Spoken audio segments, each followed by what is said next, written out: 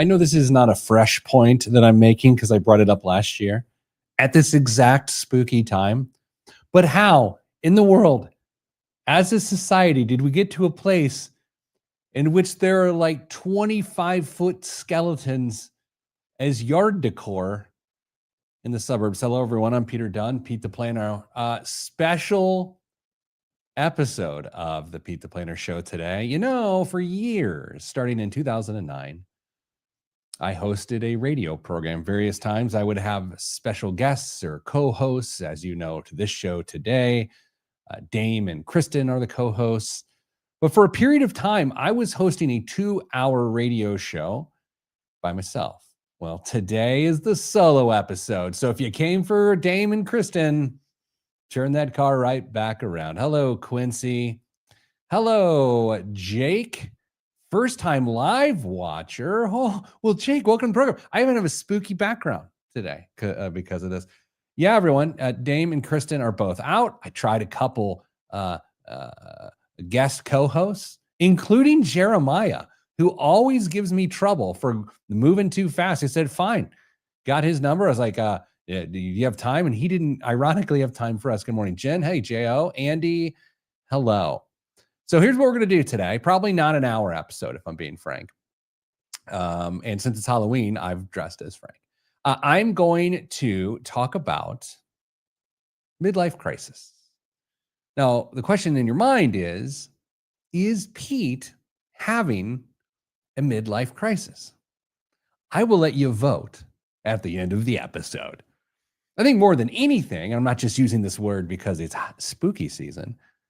The hope for today is that we stop demonizing the concept of a midlife crisis. I think it's one of the most normal, real realities, a real reality. That's why you tune into this show, for the grammar and the word choice. I just think a midlife crisis is to be expected. It is theoretically unavoidable. Good day, Tom Ricks. You guys want a fun little story? All right, I'll give you a fun little story.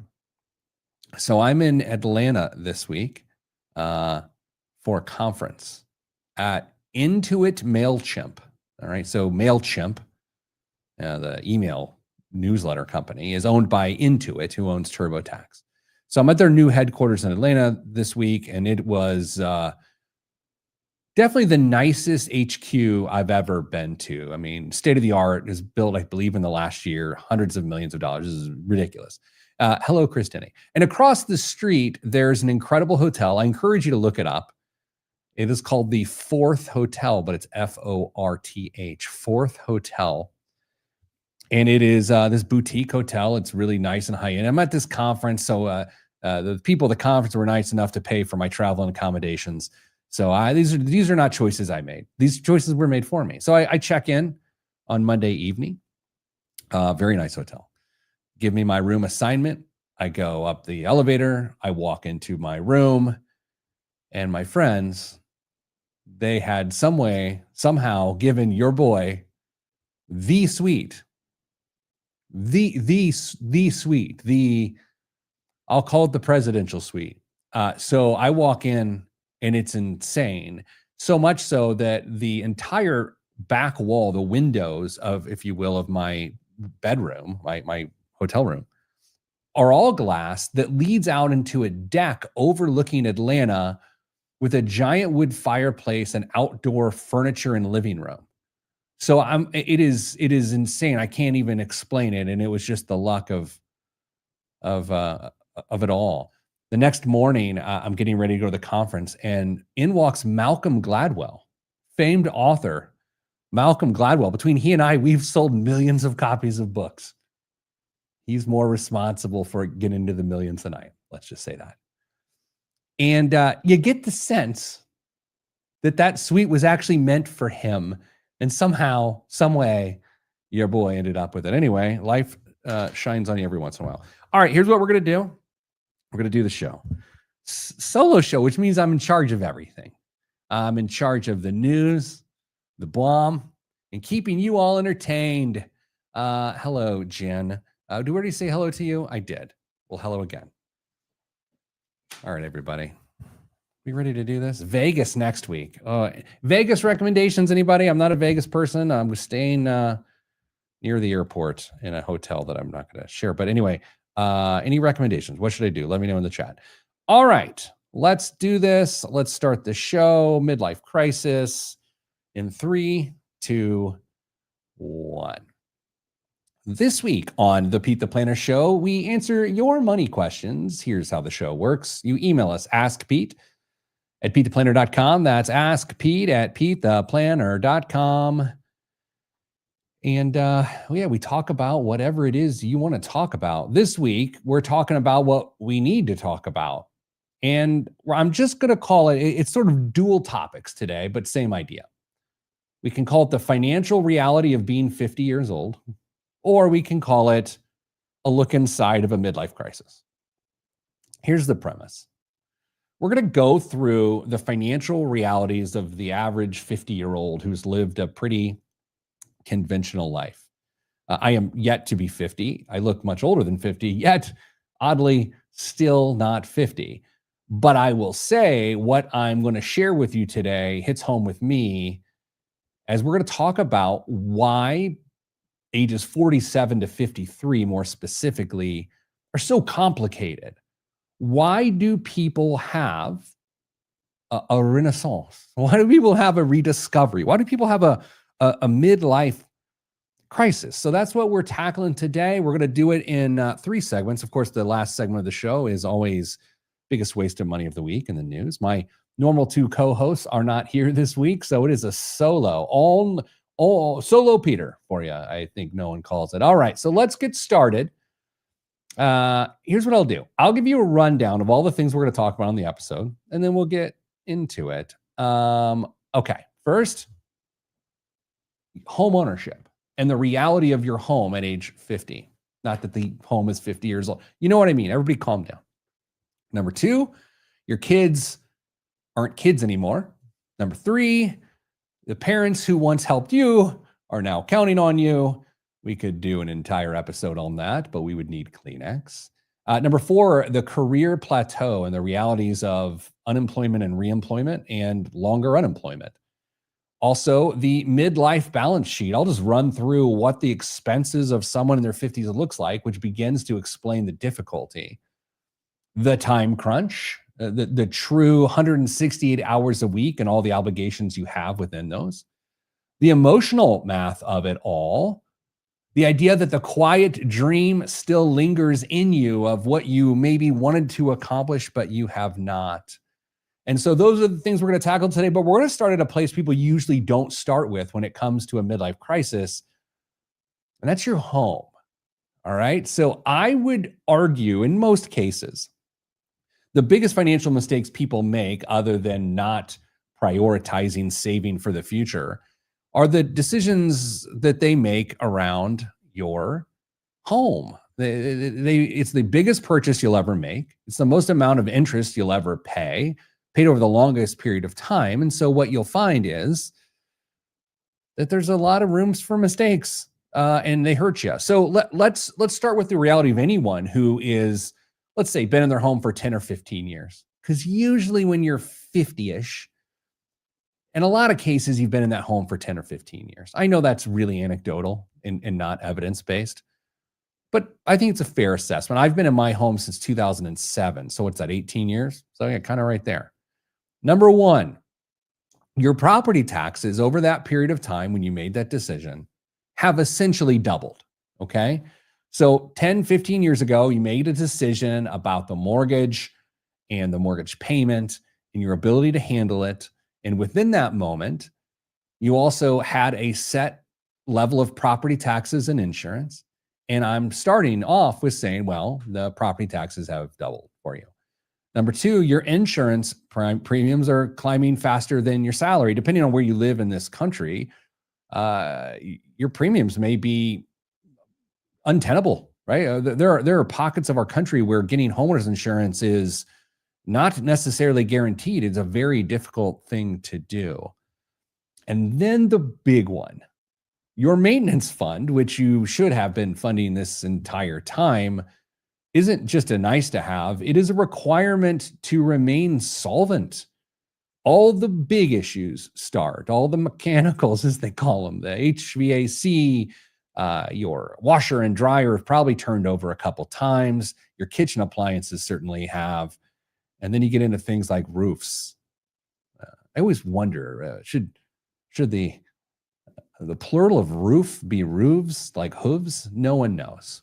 A new roof, unless you are blessed by the gods of hail, which I believe God is the god of hail in general, it can cause a massive financial issue. So we're going to start there. Why is your financial life difficult at 50? Because of based on how long you've likely been in your home, you are at the height of maintenance issues. And also, you are at the height of having the prudence to fix it. When you're in your 30s and 40s, and definitely your 20s, if you happen to be in homeownership, little things will pop up and you don't have the wisdom to actually invest in the fix. You say things like, we'll figure it out later, or it's not that bad. You don't have the context or experience to understand it.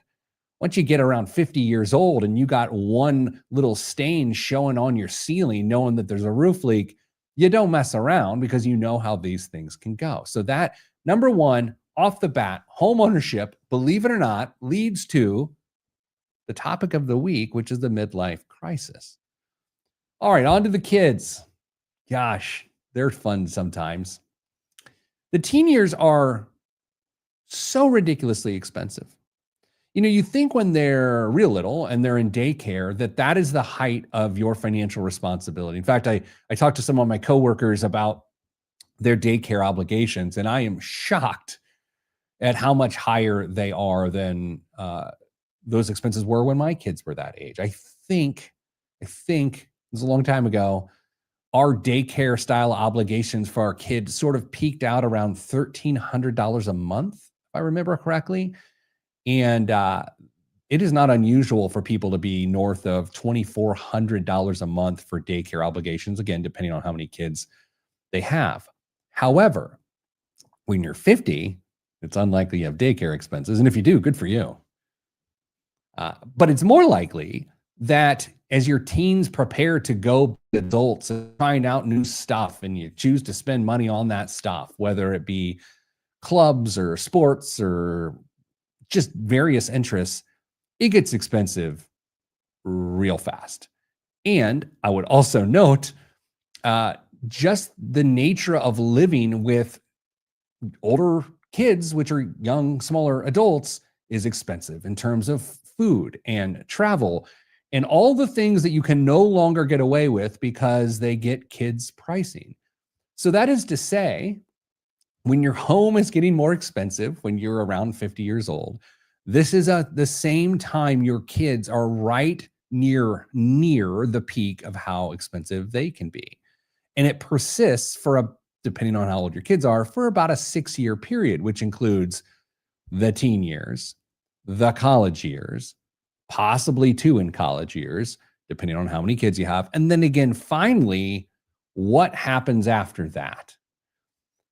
I told you at the end of the show today, I'd let you consider, is Pete himself in a midlife crisis? I don't know, but I can tell you every topic we're going to talk about today about the financial realities of someone who's middle-aged, which adds a lot of stress and anxiety, they're all hitting home. We're too deep, and I'm already salinating from my tear ducts.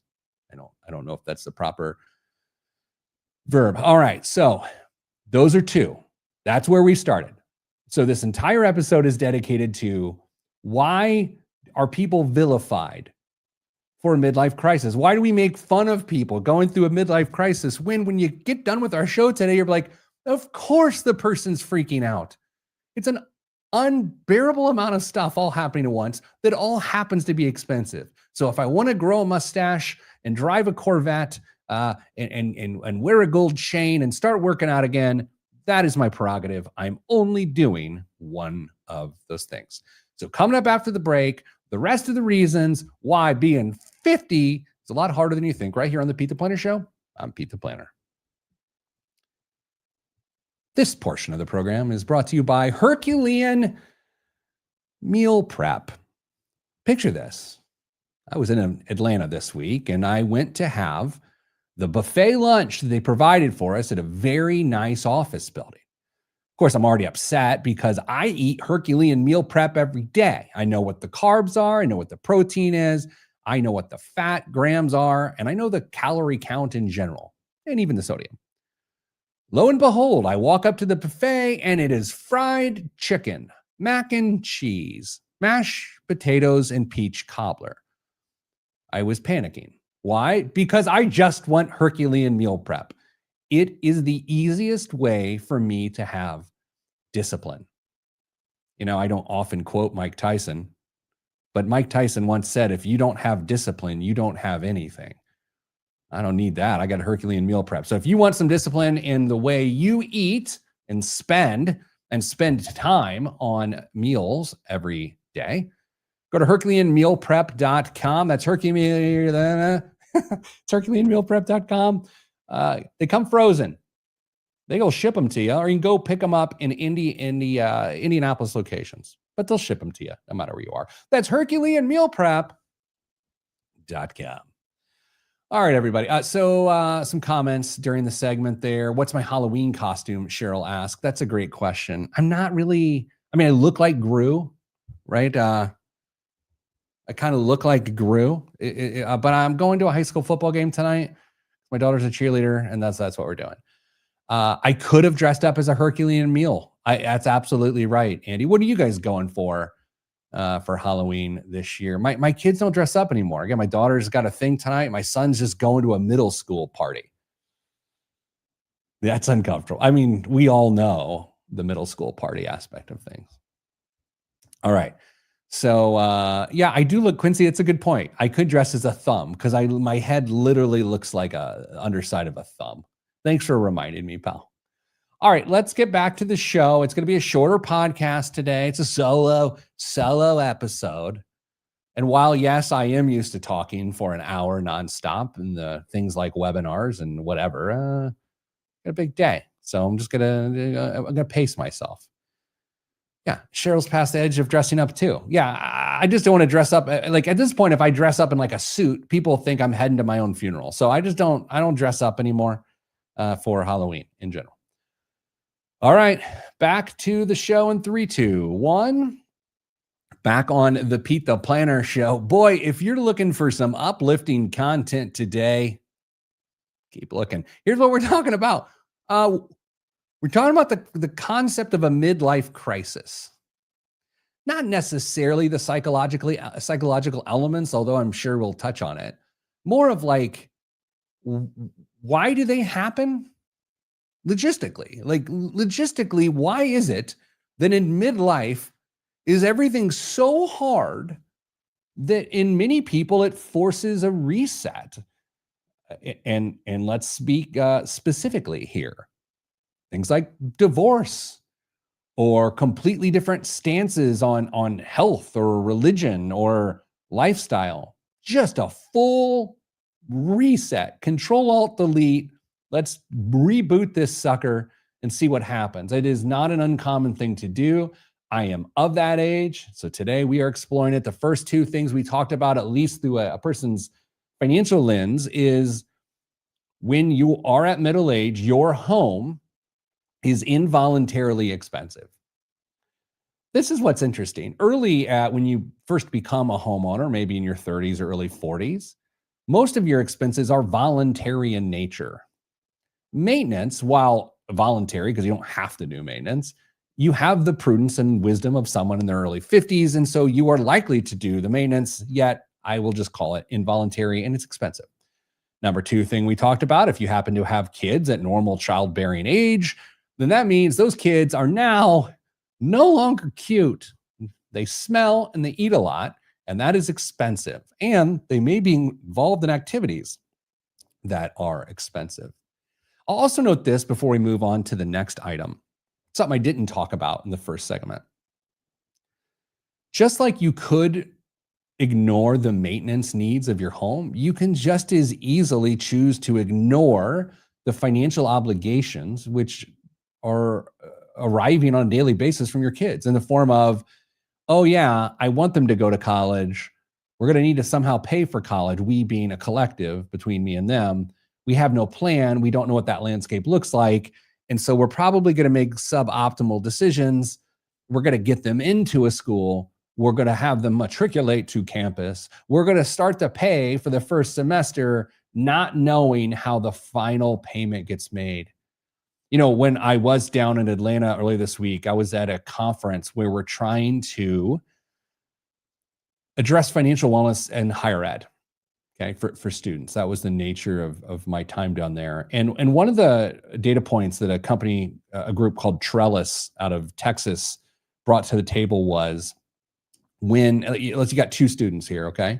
One has a single threaded strategy for funding their college education, and the other student has 5 or 6 ways in which the education is paid for. So number one might be all loans, or number one might be the parents saved for it.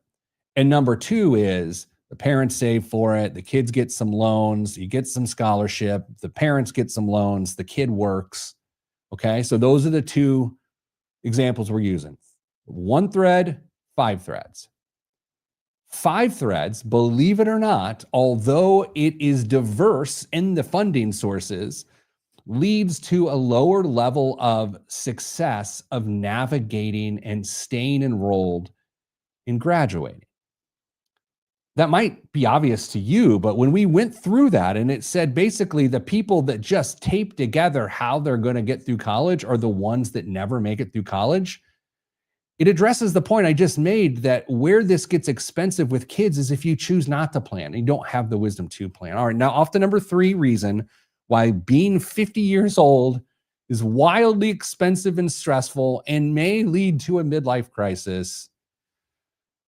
Oh boy, let's tread lightly here. The parents who once helped you are now dependent on you. It is a beautiful, beautiful circle of life moment. Once as you were Simba and your father was lifting you over the Serengeti to show the other lions the newest member of the pride.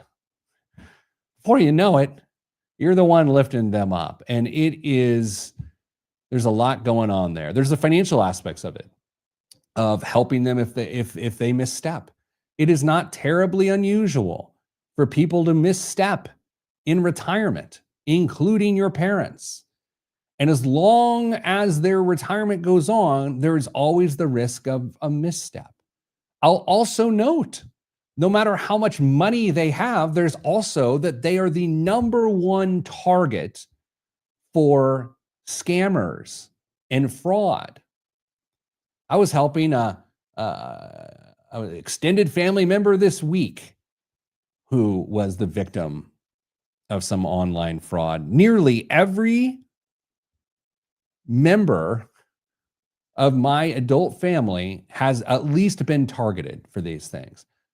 And you take the burden on of that as the person who's 50 years old that's helping them navigate that, right? There is a lot there. They've done nothing wrong, but it is a burden to you, a burden you gladly take on, but it is a burden nonetheless. So then you get to a couple other elements of that. You get I'm going to try to keep you out of getting defrauded. I'm going to help you financially if it needs be. I'm going to have concerns about your health. And then I'm also potentially have to go to medical appointments with you. It is a lot to deal with. Meanwhile, by the time you're 50, you're also dealing with your own mortality. You're starting to understand that when you get out of bed, you can pull a muscle, right? And so when you're watching your parents who are 25, 30 years down the road of that process, while you're just coming to terms with your own mortality and aging, it is psychologically taxing. I do find it beautiful. I do find that it is life, but I also find it absolutely exhausting. And I can say to you that that's not a judgment. That's not someone did something wrong, so then you're exhausted. It's like if you're lucky and your parents are living and your kids are growing and they're thinking about college, if you're lucky, you get to experience the pain of being sandwiched between both of those generations. I would say, as we look at the causes of a midlife crisis, that mortality, look in the mirror of your parents, is about as tough as it gets. Let's move on to one that is equally as uncomfortable to talk about. Age discrimination in the workplace is 100% real. Oftentimes, it is unintended, but it happens. You look at a resume, and your resume tells the story of skills that were relevant decades ago as opposed to relevant skills now. You kind of tell on yourself. And so the reality is, if you ever find yourself on the other side of unemployment, the reemployment process, especially in a fast-moving economy where tens of thousands of jobs this week have been eliminated because of AI, finding yourself unemployed when you're in your 50s is wildly stressful. And while a lot of these other elements speak to the mortality you face, this speaks to the purpose of you and the work that you've put in your entire career. Again, I don't say this judgmentally, I say it observationally. I say it if a person is this situation and they choose a massive reset button to try to help them through it, I understand. I think one of my points I want to make today on this show about midlife crises is that why do we should joke, by the way, we should joke about everything. Everything should be something you can laugh about here and there. But we should not vilify people who are going through it in their early 50s, because it's a tremendous amount of pressure and stress. A midlife crisis should in some way be embraced. So it's with that, we'll come back after the break. We'll hit the last few elements of why is it so hard to be 50 in America today. I'm Pete the Planner, and this is the Pete the Planner Show. There's a lot of talking, y'all. It's a lot of talking.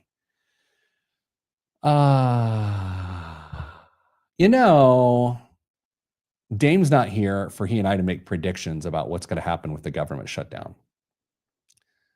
But I do have to talk about the government shutdown briefly with you. I'm going to share a thought. Do what you like with it. I shared this thought with my team here at Your Moneyline yesterday. And do what you like with it. It is quite possible that at midnight tonight, the SNAP benefits for 42 million Americans end.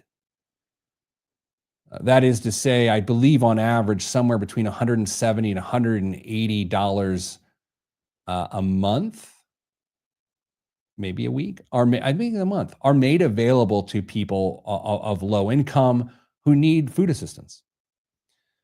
Well, that ends. That ends theoretically tonight. There are some court battles. I believe upwards of 20 states have taken the presidential administration to court to make sure that we can fund the SNAP program, because the shutdown would suggest that you couldn't otherwise fund it. So if this bothers you, do something about it. I know, at least in central Indiana, a great way to help with this is to donate to a place like Gleaner's Food Bank. And where it's nice for you to get rid of your pinto beans that have been sitting in your pantry for 3 years, the better move is to let them leverage their expertise by just sending them money. If you send them $1, they can stretch that into 6 meals. So if you send them $100, they can turn that into 600 meals. So, a little bit of a soapbox for you today. But if you care about people who are facing food insecurity, read the headlines, get mad, and then do something if you want. All right. Gosh, there's a lot of me today. I look, like you, I'm sick of me already. I often look at my wife and I'm like, gosh, how sick of me are you? And she always has a good answer for it. And it's pretty sick of. Okay. All right, let's jump back into it. Fun topic, midlife crises. Boy, spooky season. 3, 2, 1. Back on the Pete the Planner Show. Today, we're exploring midlife crisis.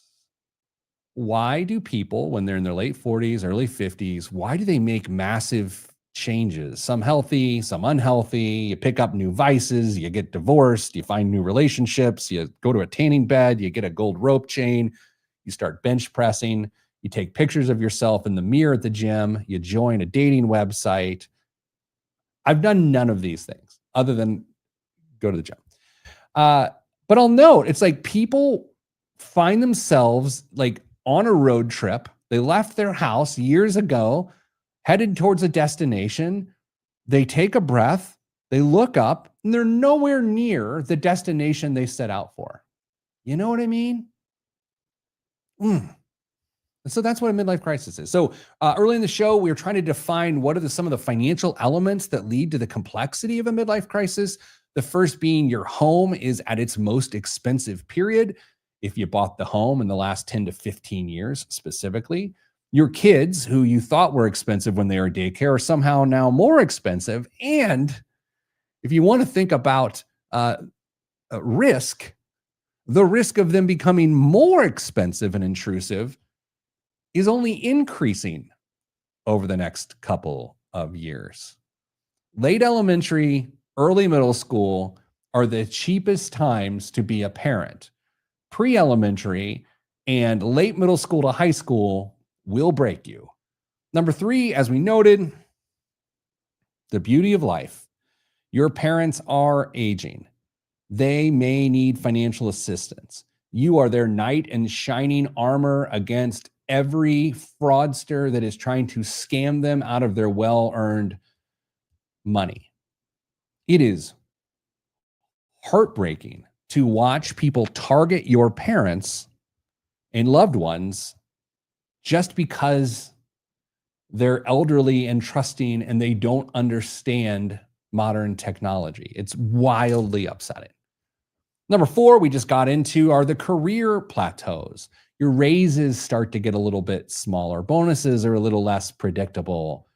You might be managing younger, hungrier colleagues that, again, make you uncomfortable and remind you of your mortality. It's a good time to take a pause here for a second and just really talk about a phrase that you don't hear as much as you used to. But when I was a kid, it was like a big deal. And it was when someone goes over the hill when they're 40. You know that macabre moment where you put like black balloons in someone's cubicle because they turned 40? That doesn't really happen anymore.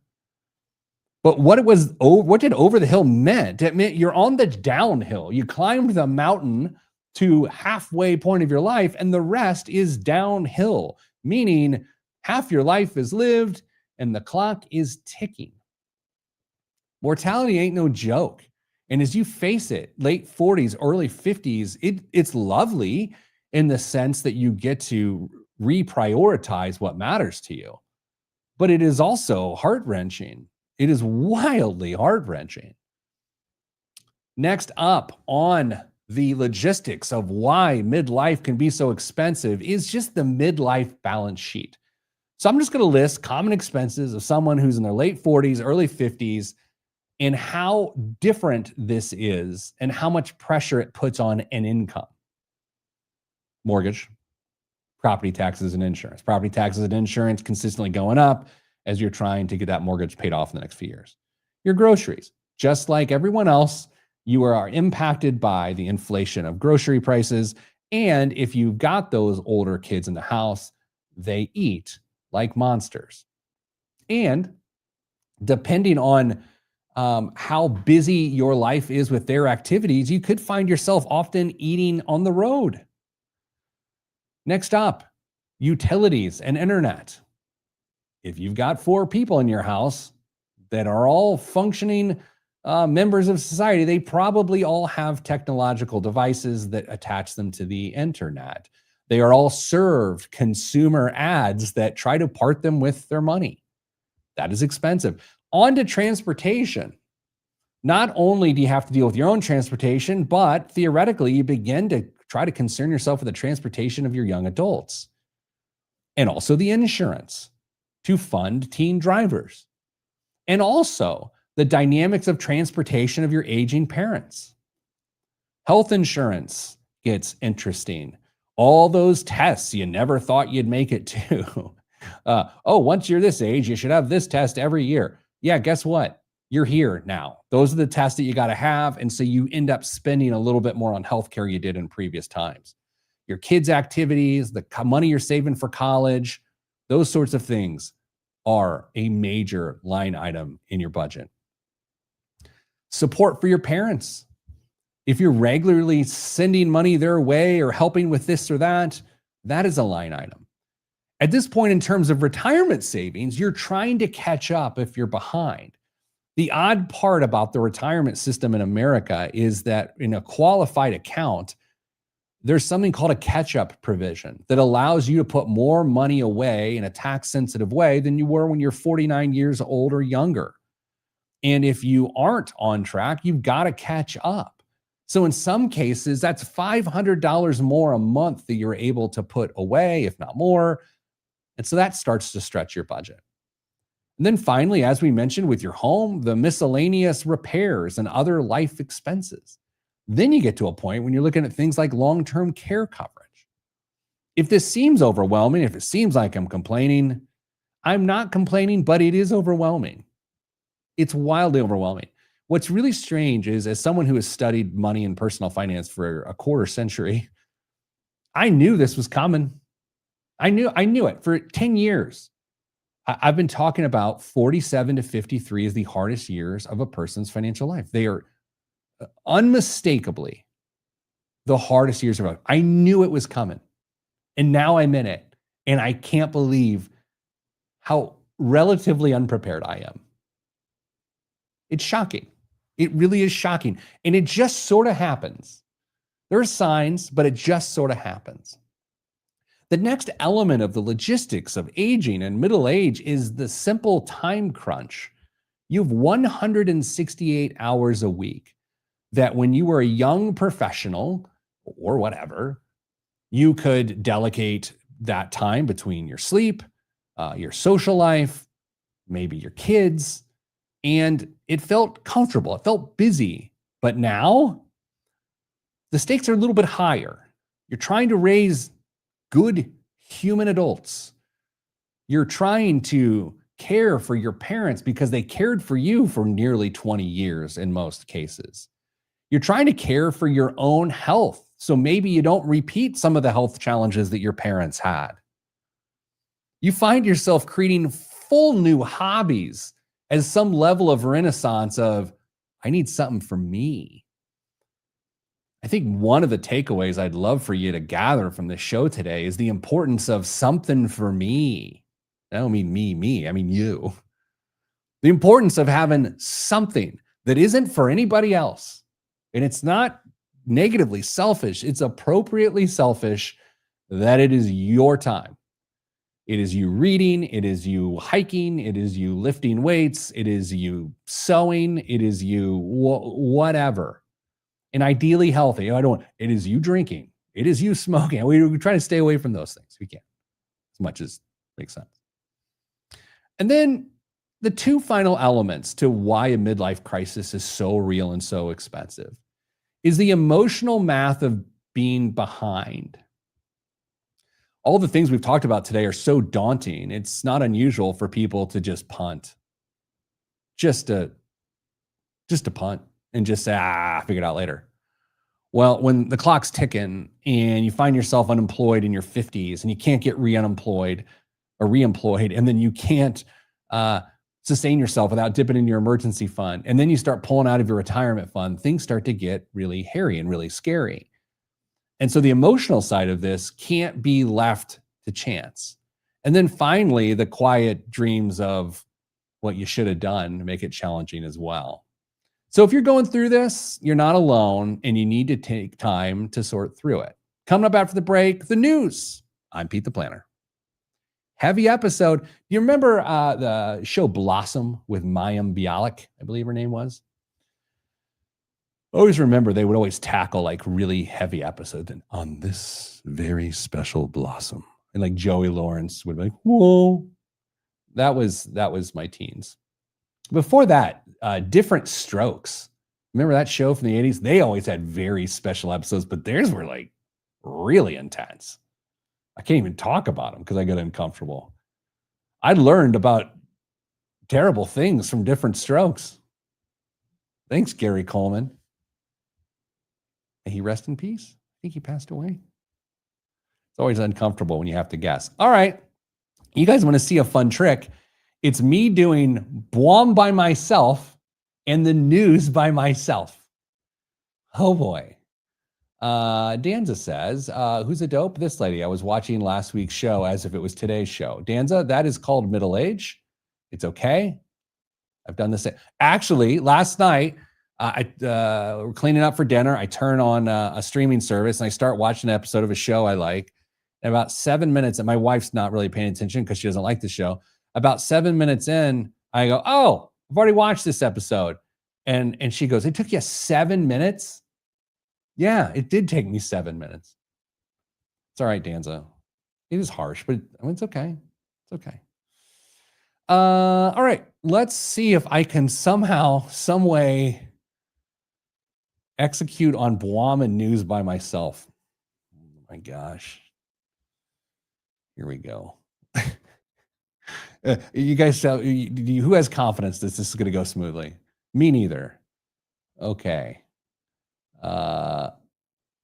Cold opens are bland. Yeah, fair. Okay, here we go. I am trying to find what I'm trying to share. Okay, here we go. That shows you. There we go. 3, 2, 1. This week's biggest waste of money of the week right here on the Pete the Planner Show is Incredible Edibles Chocolate Spectacular. Our Incredible Edibles Chocolate Spectacular will create a big impression and a chocolate dipped fruit frenzy at your next special occasion. This arrangement is freshly crafted by our fruit experts, which oddly has a registered trademark. I'm calling a timeout here. Do I still have the sound effects here? Timeout. Incredible Edibles or Edible Arrangements, whatever this place was, Edible Arrangements was able to trademark fruit experts. Does anyone else have a massive problem with this? So like, let's say I know a lot about plantains and I fancy myself a fruit expert, which I don't, and I'm not. I could have a trademark infringement situation or copyright infringement because Edible Arrangements has squatted on fruit experts. Anyway, it's fantastically fresh and perfectly presented. It stands over 3 feet tall and serves over 200 people, including our most loved chocolate dipped fruit. Timeout. Also trademarked. You can't say the word dipped fruit without having a trademark claim by Edible Arrangements. Come on. Anyway, how much do we believe this 3-foot bushel of fruit? I also want you to note, this is going to be sitting out at a party. It said it feeds 200 people. How many people are going to come and breathe on this thing and rub their dirty knuckles into it, trying to grab a piece of cantaloupe shaped like a petunia? This is a terrible idea. And I'm frustrated at Edible Arrangements. We will not be taking their sponsorship dollars. And even if I would, it wouldn't be enough to pay for this thing, which is $1,999.99. I appreciate any thoughtful gift that anyone sends me. Please don't ever send me anything from there. I don't like cantaloupe. And they're all slimy. Everything's slimy. When you get it from there, it's slimy. Not an endorsement. Oh, boy. All right, what's in the news this week? Oh, that's me. Well, Peter, U.S.-China's trade truce, tariffs, soybeans, and rare earths. Our first tale takes us to a summit in Busan, where Donald Trump and Xi Jinping shook hands and trimmed tariffs. Yes, trimmed in the midst of a trade war. There's been less war lately and more strategic pause. The U.S. agreed to cut some tariffs on Chinese imports from about 57% down to 47% in exchange for China promising to resume significant U.S. soybean purchases and keep rare earth exports flowing. In other words, U.S. farmers get a little breathing room. Global supply chains get a foot off the brake, and the tech industrial complex, especially the rare earth metals folks, get a brief sigh of relief. Here's my opinion on this, in case you're wondering. Nothing is fundamentally changed from when the trade war started. We said the building's on fire. The building was on fire. We put out the fire, and then we said, hey, guess what, everyone? I did light the building on fire, but I also put out the fire. So please give me credit for putting out the fire. Nothing has changed. So that doesn't feel lovely. Meanwhile, the government's still shut down. Consumer spending is up with some strings attached. Here's your second story. American consumers' spending remains surprisingly resilient, even as noise rises about a softening job market and inflation still hovering. Never mind that nearly 1 million Americans who work for the federal government, which when you hear that number, you might think it's a lot. It is a lot. They're not putting money into the economy right now. Card spending data shows household credit and debit card usage rose about 2% year over year in September, the highest since December of 2024. But there's a but. There's always a but. The growth is largely being driven by higher income households, meaning lower income wallets aren't bouncing back as strongly. Again, you don't listen to this show for my predictions. In fact, sometimes you turn them off because of my predictions. But I'm having a hard time seeing how the holiday spending season goes. I'm going to give you two scenarios of how I think it goes. I think it goes awful if the shutdown, the government shutdown, has not been opened. If the government opens back up, here's what's going to happen. This is the second scenario. All these folks are going to get back pay, and they're going to have a sense of relief, and it's going to feel like stimulus. It's not. They're net. They're zero. They are net zero. Like they were owed a bunch of money. They got a bunch of money. They're able to pay their obligations, but it's going to feel like a windfall.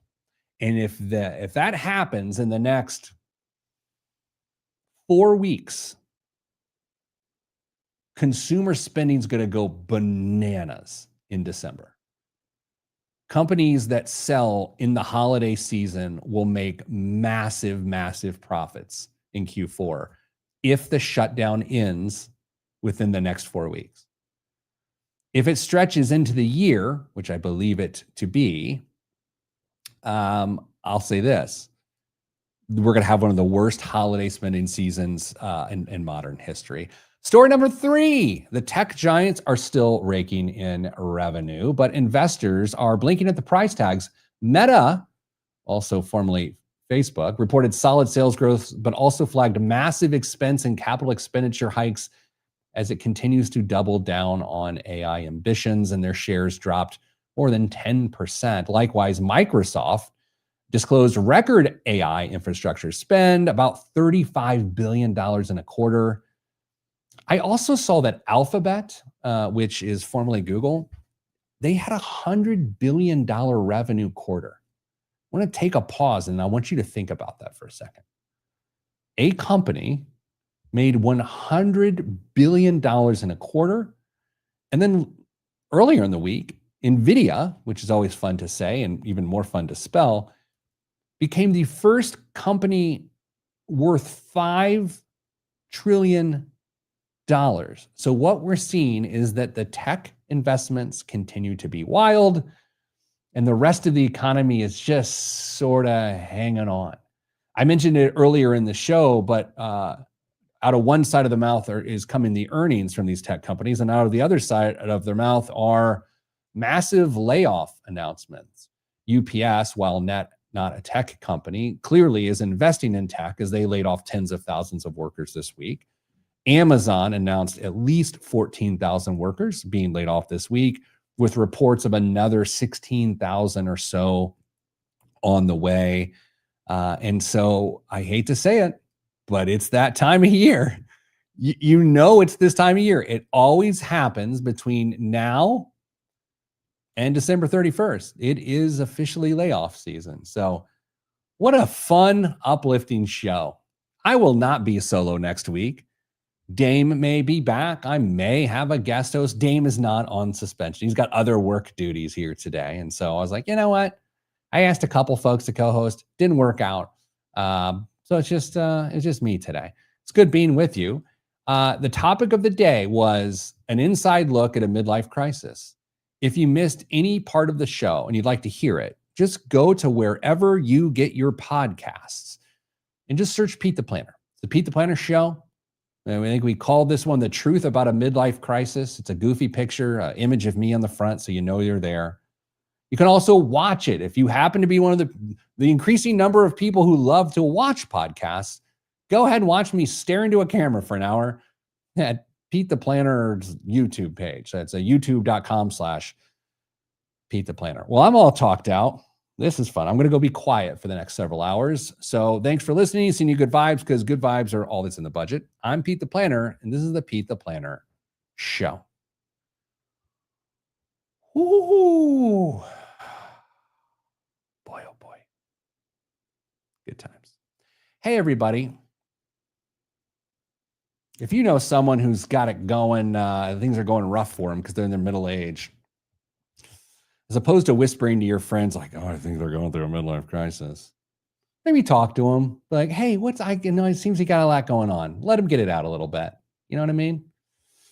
Andy, thank you for telling me that I did it. Of course, what it is, no one knows. It could be you just gave the worst performance in the history of the show.